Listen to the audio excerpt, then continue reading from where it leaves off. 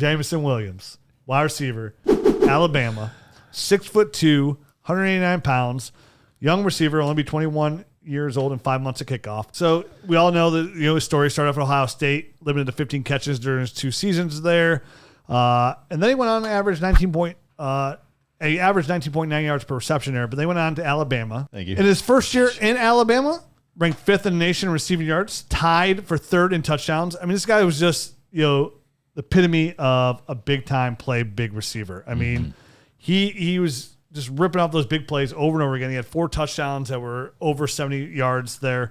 Elite speed, explodes off the line, great burst, good run after the catch ability. He had his 9.3 yards after the catch per reception was 4th best in the nation.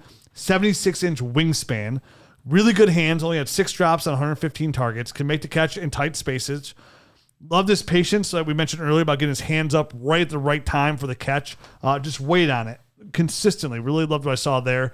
Had a really good route tree. Really excelled on those quick slants a ton. That's where I saw the best of them. We know it, of course, at the national championship game, he tore his ACL. He's rehabilitating. Good is what we hear. And hey, listen, ACL injuries these days. Not as bad as it was. Not as bad. A lot of people are going to question, hey, why didn't he produce at Ohio State? Why couldn't he get past Chris Olave? Why couldn't he get past these Garrett Wilsons, Jackson? Why couldn't he find on the field, right? Even though we had 3 NFL wide receivers, 3 probably first-round picks ahead of him. And he might be the highest one taken out of all of them. Well, actually, no, Jackson Smith and Jigba will be if he does what he did last year. Sometimes, I mean, he's tall, so sometimes he gets in and out of his breaks a little bit slower.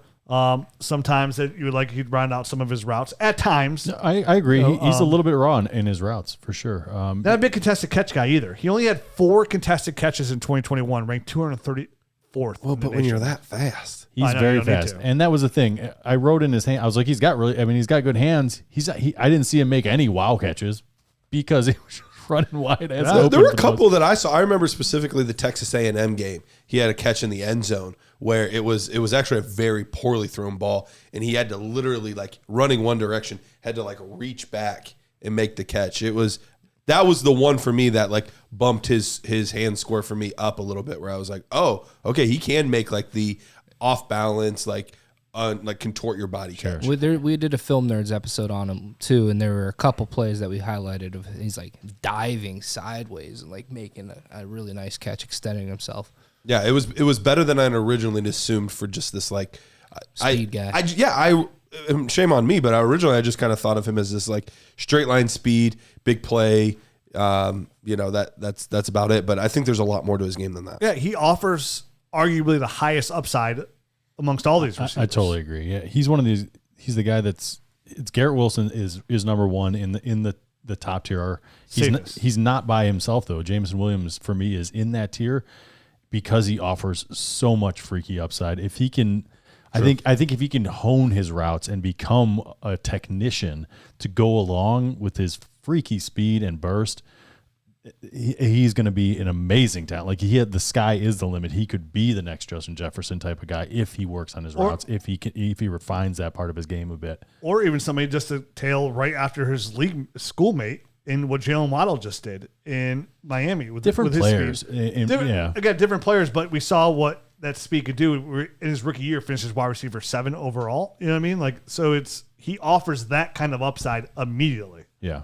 The only real negatives I had for Jameson Williams is I didn't love his releases. I thought that's an area that he could improve quite a bit, was his release off the line. Agreed. And he's not very physical, and I think he tried at times to be physical. He is 179 pounds. He's not a very. It's not like he's like afraid of contact though. It's not like he's like scared of contact. Like he'll take it on. But he's just not big. It just doesn't go well. Right. Yeah. He usually just got thrown when that happened. Yeah. I mean, 179 pounds at 6'2" is that's lean. Slight. That's it's lean. like Devontae Smith. Yeah. It is kind of like a stretched out Devontae Smith kind of guy. Yeah. So yeah, he is.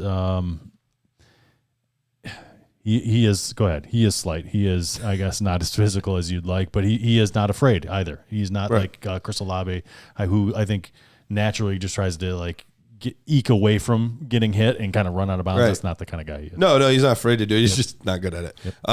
But yeah, I think that was really my only concern, and I think it plays into just not being able to be overly physical. I think that's part of the reason he's had a harder time with his releases. But if he gets a inch of separation, like you're in trouble. Like you're absolutely in trouble because his routes are pretty solid. I think he has well above average hands. I was very, very pleasantly surprised with his hands. Doesn't play out of control. Normally seems to be within himself.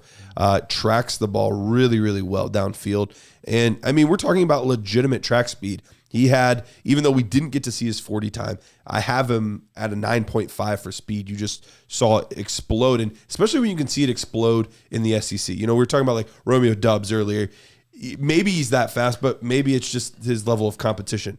When you're playing in the SEC, you know it's the best. I mean, you're playing against Derek Stingley, who just ran a 4.3 something. You know, you're playing against these uber talented athletes, and he's still looking like the fastest guy in the field at all times. So great burst, great speed, pretty solid quickness as well. So there's really a lot to like there. And Rich, I know you mentioned the Ohio State thing, and that does stick in the back of my mind a tiny bit, but we've started to see more and more players transfer to other schools and have great success. I mean, another one from Ohio State was Joe Burrow, and first overall pick, and flourishing in the NFL. So there are guys that get buried in these programs, especially at Ohio State, where they're just so much talent. So much talent year in and year out. If you get a little bit in a doghouse, bad couple weeks, all of a sudden 3 guys are piled in ahead of you, and you're just not getting the playing time that you need to kind of grow. And, and this is what he, I mean, you can make the same argument about Kenneth Walker, coming from Wake Forest, even though you liked him there. I mean, there's always players. And again, my counterpoint to my own thing is like, it doesn't matter. He produced at Alabama at a very high level, very, very well. So it doesn't matter if he was buried before. Well. It doesn't matter. It's so confusing to me how people are just willing to write players off because they transferred away from Ohio State, he went to Alabama. I think put up huge numbers. I think that's an old mentality that's going to very quickly die off. So confusing. There's so many variables that play into like the human factor of being inside like a football locker room or going to school as an 18-year-old in college. Like, it's not just that they didn't produce. There's just so many different factors that we don't know about. There used to have to be there used to have to be like almost a bad reason to transfer. So I think there's like a negative connotation that's kind of associated with transfers that is going to be very quickly evaporating just because it's like free agency nowadays. I mean, that's what happened. In the fact you went to Alabama and put up 1,500 numbers to just write that off. Yeah, absolutely. Yep. Makes it a moot point. Yes. Yeah. And I also read reports that like he was very close he was picking between Ohio State and Alabama. So he was really close to sign with Alabama. Oh, originally, you mean? Originally, out of high school. So it made the decision a little bit either. And listen, he's in the same room. So he probably sees this freshman and Jackson Smith and Jigba, and like we saw Olave and Garrett Wilson said the same thing. They're like, dude, as soon as we saw this guy, he's the best receiver in the room. So he's like, dude, like, we got Olave, who's he's older. He's gonna be a senior next year. He came back. That probably made the decision easier too for him to transfer. Like, listen, Olave's coming back. He's gonna play. Garrett Wilson's playing. Garrett Wilson's playing, and then I see Jackson Smith and Jigba playing, like warming up. I ain't playing over that dude. You know what I mean? So it's like he's like, they just signed the top receiver in the country, Marvin Emeka Harrison. Mbuka. They got Marvin Harrison Jr. there too. So it's like he probably just saw the writing on the wall. Like, listen, glad you knew I want that guy's name because I can like picture it, but I can't say it. Yeah. Bama needed a receiver. Yep, they did. Which is hilarious after all the amazing receivers they've had recently to be like, oh wait, this is a team that needs a wide receiver, but they desperately did. For a kid that wants to go pro, he's like, I need to display my talents. Like same thing with like Olave. Olave didn't top 1,000 yards. I mean, the guys at Ohio State, they all had, they're all eating into each other. So to me, it was an easy. Takes balls to just transfer to Alabama too. Like like I'm gonna go there and be the big dog on campus right away. Yeah. And obviously he was right. Like he made the right decision. Clearly. If he didn't do that, we wouldn't be talking about Jameson Williams right now as one of the most highest upside receivers in this entire class. I mean, in so many Devy leagues, he's available in the draft. He's one of those guys that's available in the draft because nobody picked him in Devy drafts before. I mean, he had this blow up season. So I'm looking forward to taking him. There's one in one of our leagues. That's why he's saying that he has a top pick and he's excited. He's got you. Kenneth Walker didn't get taken either, so he's thrilled. I tanked the first year. One of those. I won the ship. There's some rumors out there that he's a lock for a top 10 pick. So I'm very interested to see if this comes to fruition because I've heard from some people that saying that he's locked in his top 10. But for some reason he falls because of ACL. I mean, he has a chance to fall into a much better situation against. I mean, Sure. I said recently on the mock draft that we did with the other people in the industry on the Dynasty Trades HQ mock draft, I was like, regardless of how we feel, and not saying this is for us, for people like you're Dynasty analysts, but for the most part in the community, the Green Bay and a wide receiver first round picks are going to get bumps in rookie drafts strictly because they're drafted there. Yep. And I was like, and they're like, well, that doesn't mean they're going to be good. I'm like, I'm not saying that. I'm not saying I'm giving this guy a huge bump. I was like, but if Christian Watson goes to Kansas City, he's going to get a huge bump in rookie drafts, and it might push a guy. It's going to push one of these top 4 guys that we like a lot down.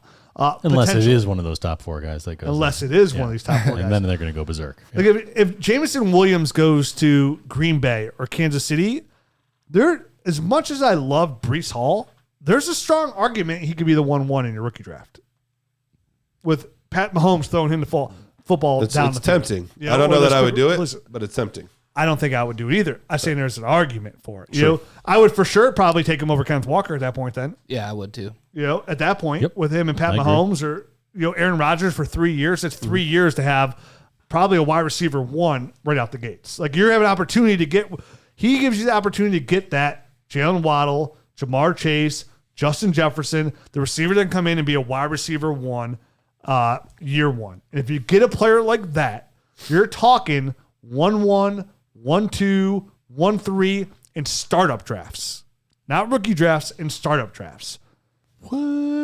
Go non-super flex draft right now. It's going and some mix of this order, it's going Jonathan Taylor, Jamar Chase, Justin Jefferson. Oh, that's who you mean. I thought you meant like you lost me. Jameson Williams with Kansas City would be a top 3 pick in a startup. That's what I thought you meant. I was like, wait, no, but I'm saying, so if he goes out and he produces 1,600 yards with 10 touchdowns, you're saying 1,400 if he becomes Jamar Chase, then yes, Jamar Chase would be taken top 3. Well, that puts him in that position. So the following year, all of a sudden now he's going 4th overall. You know what I mean? Like that was a little too many layers for me, but I get what you're saying now. Because I mean, look at the guys. That's how it works in Dynasty, right? Look at the guys in the startup right now: Justin Jefferson, Jamar Chase, Jonathan Taylor. All recently first-round rookie picks that people want to get their hands on because they're going to produce not only running back 1, wide receiver 1 numbers, but high-level numbers at that. So he offers that kind of potential is what I'm trying to say. I don't think it can be overstated how much talent he has. I mean, he's just I haven't graded a guy with this much burst in speed and ability to use that burst in speed and change his speed in order to get open and still make really good catches, still run really fluid routes. Like his hips are super fluid. He's got long arms. I love Jameson Williams. I feel terrible that he tore his ACL because I think there's still an argument to be made that he's wide receiver 1, but I have Garrett Wilson at 1. But I mean, they're pretty. You're tempted to switch it, aren't you? No, Jared I'm not. texted me. I pretty much I'm there. I'm Garrett Wilson 1. Okay. But I got J-Mo not too far behind at 2. Jared texted me in December before the national, like a week or so before the national championship game. He texted me. He's like, "Listen, I'm telling you right now because I know the kind of players that you like. I already have your wide receiver 1 and who's going to be your wide receiver 1. His name is Jameson Williams." I'm like, "Ooh, I'm excited to really dive in." He's like, "You are going to love him. I guarantee he's your wide receiver 1." And I love everything about his game. Everything about his game. He's not your wide receiver 1 though. He's not my wide receiver 1. Yeah. You know, I mean, that's all right. It's silly to use the ACL because it shouldn't be that much of a concern. But like, I'm interested to see where he goes. He's in that tier, right? Like it falls in that same tier of I want all 3 of these guys, and I'll have a hard line of where I have them ranked after the NFL draft. You know what I mean? It's because they're all in that same tier. So I'm gonna let some of these situations and who they're competing with, like, kind of dictate where I rank them overall, where I would take them in a rookie draft.